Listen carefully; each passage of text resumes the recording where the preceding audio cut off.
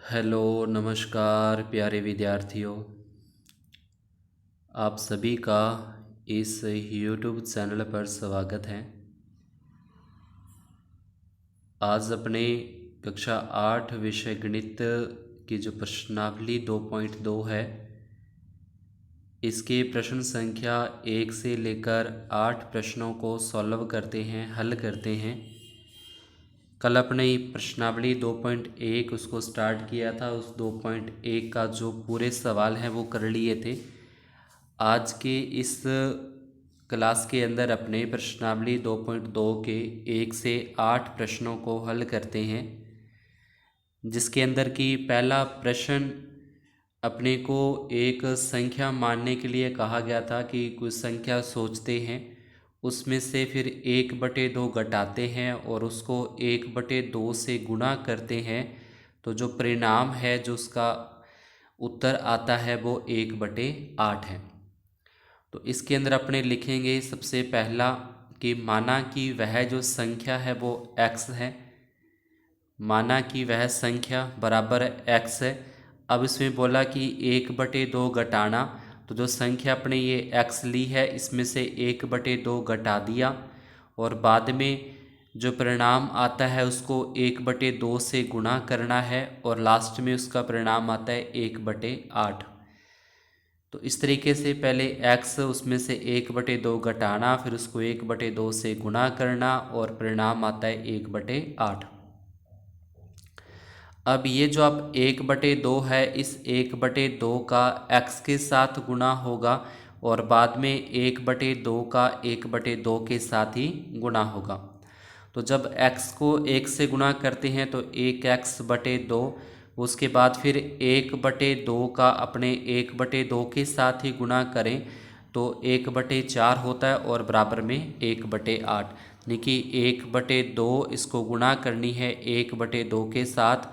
तो 1 को 1 से गुणा करेंगे 1 और 2 को 2 से गुणा करेंगे 4, तो ये 1/4 अपना आता है।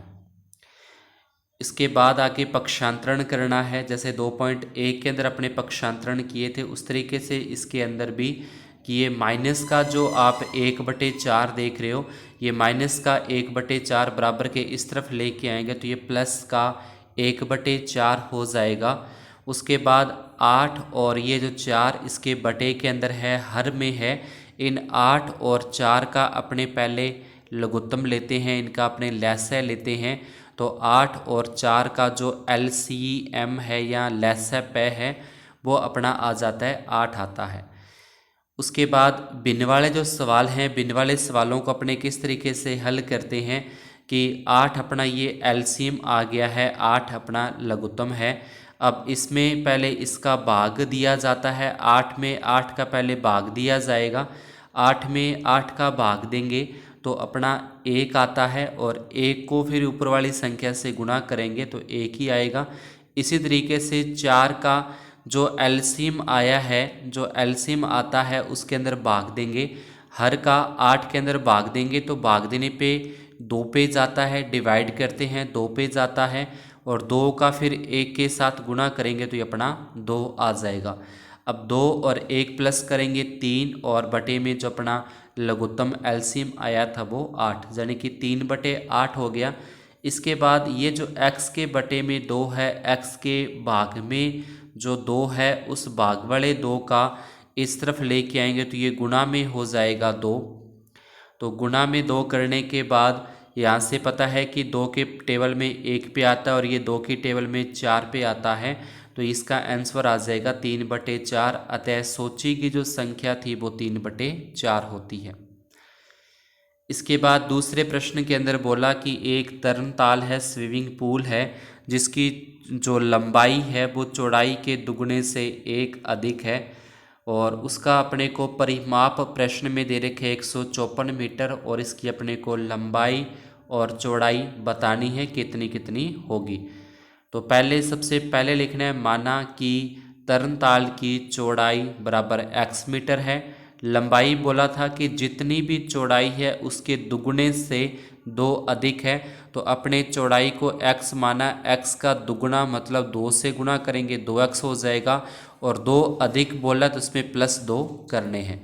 तो ये लंबाई इसकी आ जाएगी 2x प्लस 2 मीटर। उसके बाद है आयत का परिमाप अपने को दे रखा है प्रश्न में 154 मीटर। ये आयत के परिमाप का सूत्र होता है 2 इंटू लंबाई प्लस चौड़ाई, और ये इसके परिमाप का सूत्र और बराबर में 154 आ जाएगा। ये 2 का अपने 2 रखा, लंबाई अपने को प्रश्न में दे रखी है 2x प्लस 2, ये इसकी लंबाई हो जाएगी, और प्लस में चौड़ाई अपने पास x है और बराबर में 154। अब ये 2x और ये 1x जोड़ देंगे, 2x और 1x हो जाएगा 3x होता है, ये 2 का अपने यहाँ पे 2 आ जाएगा। ठीक है, 2x और 1x ये है जुड़ेगा, 3x हो जाएगा और प्लस 2 आ जाएगा। इसके बाद जो कोष्टक से बाहर संख्या होती है उसका कोष्टक के अंदर मल्टीपल होता है, गुणा होता है। तो 3 का पहले अपने 2 से गुणा करेंगे 6x हो जाएगा, फिर 2 का 2 से गुणा करेंगे 4 हो जाएगा। यानी कि इसका अपने को अंदर की तरफ जो कोष्टक के अंदर संख्या है उनके साथ गुणनफल करना है, उनका गुणा करना है। तो गुणा करने पर 6x और 4 आ जाएगा। इसके बाद अपने को करना है इनका पक्षांतरण। पक्षांतरण में कि जो संख्या है वो संख्या की तरफ अपने लेके जानी है पक्षांतरण करने पर। तो यहाँ से जो प्लस के 4 है वो बराबर के दूसरी तरफ लेके जाते हैं, तो माइनस के 4 हो गए। अब 154 में से अपने 4 अगर माइनस किए जाएं तो 150 बचते हैं, और इसके बराबर में इधर अपने को दे रखा है 6x दे रखा है। 6x का मतलब हो गया 6 इंटू x है, यानी कि गुणा के अंदर दे रखा है 6, तो ये गुणा वाली संख्या है वो बराबर के दूसरी तरफ लेके जाएंगे तो वो भाग में चली जाएगी, यानी कि 150 में अपने 6 का भाग देंगे तो x का जो मान है वो आ जाएगा। यहाँ से x का मान अपने पास आ जाएगा 25 मीटर। अतः जो तरणताल है उसकी चौड़ाई है वो 25 मीटर, और लंबाई जितनी भी चौड़ाई है उसके दुगने से 2 अधिक है। 25 का दुगना 50, 50 से 2 अधिक मतलब 52 मीटर इसकी लंबाई है तरणताल की। इसके बाद तीसरे प्रश्न के अंदर अपने देखें तो तीसरे प्रश्न में अपने को दे रखा है एक समद्विबाहु त्रिभुज जिसकी 2 भुजाएं समान है, और तीसरा जो आधार होता है त्रिभुज का वो अपने को दे रखा है 4/3, और उस त्रिभुज का अपने को परिमाप दे रखा है 4 सही 2/15। तो अगर समद्विबाहु त्रिभुज की बात करें तो ऐसा त्रिभुज जिसकी 2 भुजाएं समान होती हैं, जैसे मान लो कि ये इसकी 2 भुजाएं समान है तो इसको अपने माना x सेंटीमीटर है और ये भी x सेंटीमीटर है, और इसका आधार अपने को दे रखा है 4/3 सेंटीमीटर।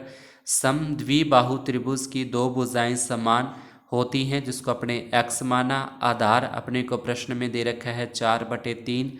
अब परिमाप होता है कि इन भुजाओं का योग करना, जो भी आकृति दे रखी है उस आकृति की भुजाओं की जो माप होती है उस माप को प्लस कर देना सभी को, वो उसका परिमाप होता है।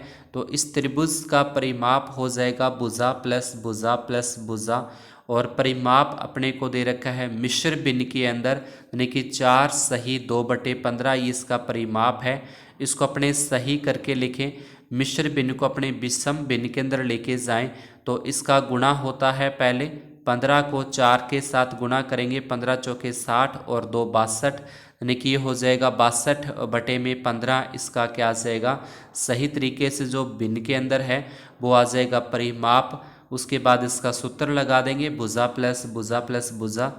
2 भुजाएं इसकी अपने को समान दे रखी है यानी कि x प्लस x, और तीसरी भुजा है 4/3 और बराबर में 62/15।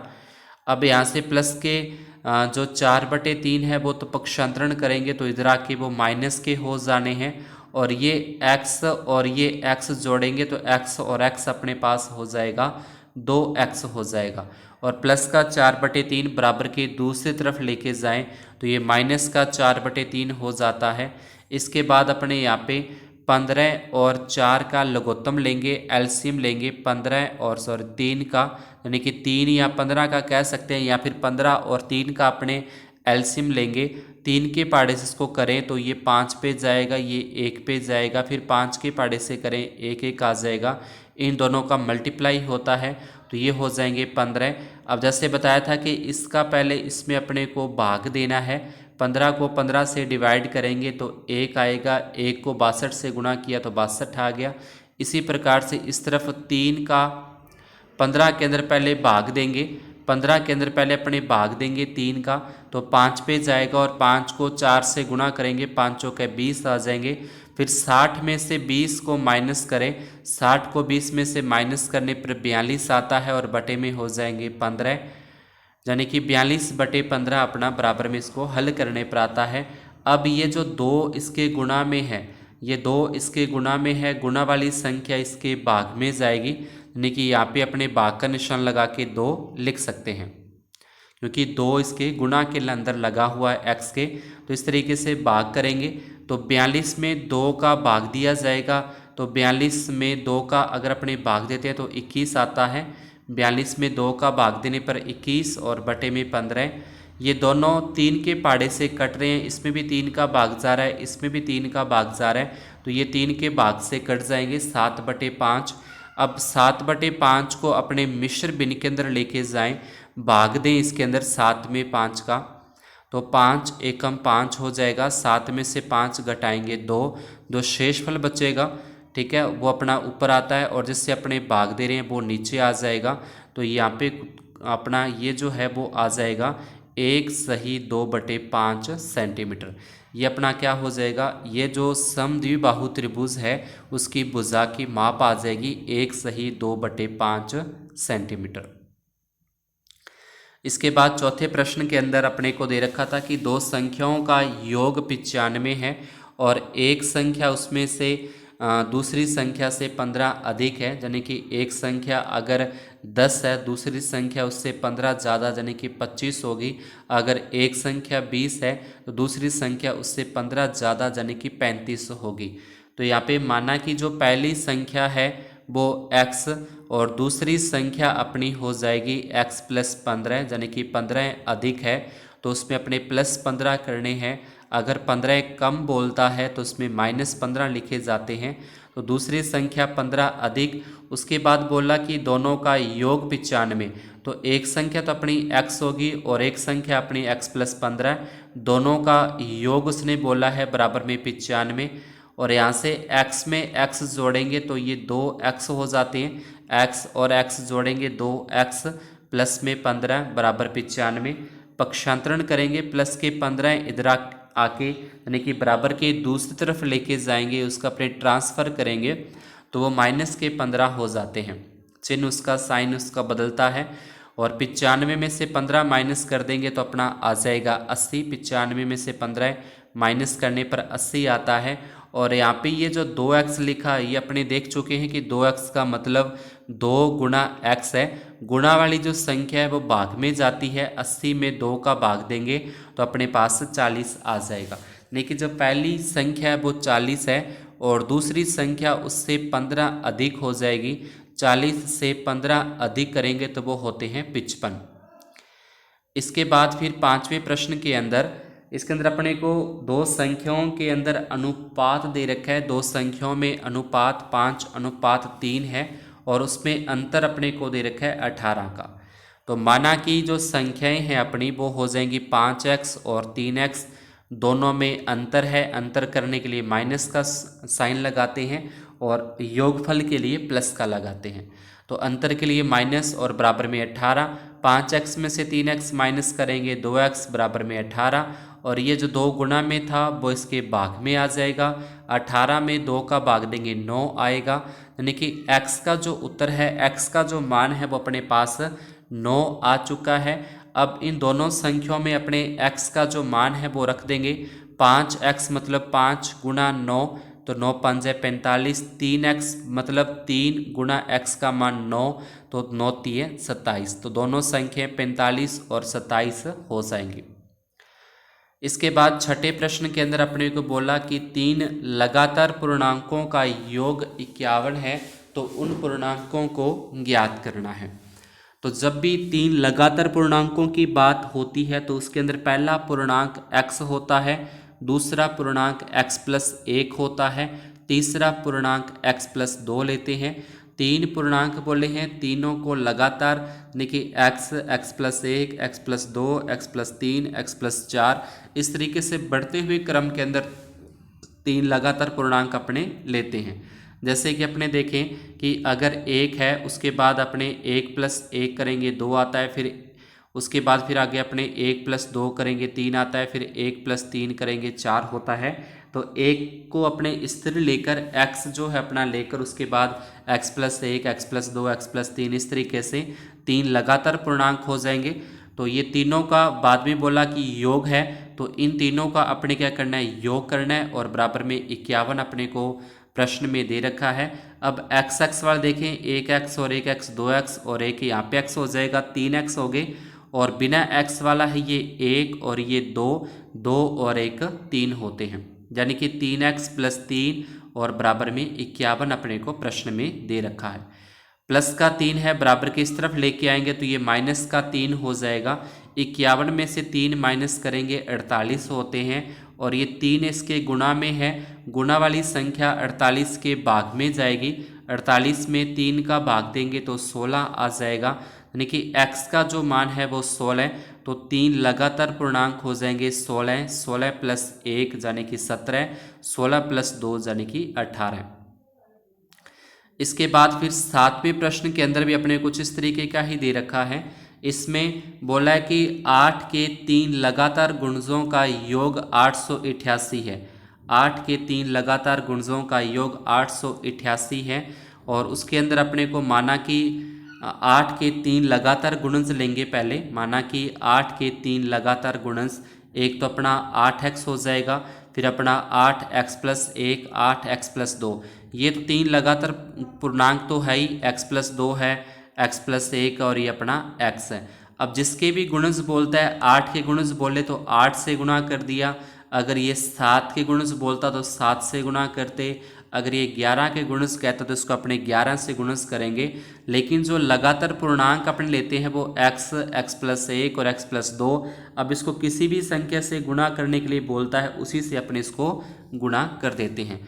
8 के बोला तो 8 से गुणा कर देंगे, 8x हो जाएगा, फिर 8x प्लस 8, यहाँ पे 8 का x के साथ गुणा, फिर 8 का 1 के साथ गुणा, यहाँ पे 8 का 2 के साथ गुणा। तो इस तरीके से ये 8 के तीन लगातार जो गुणज हैं वो आ जाएंगे।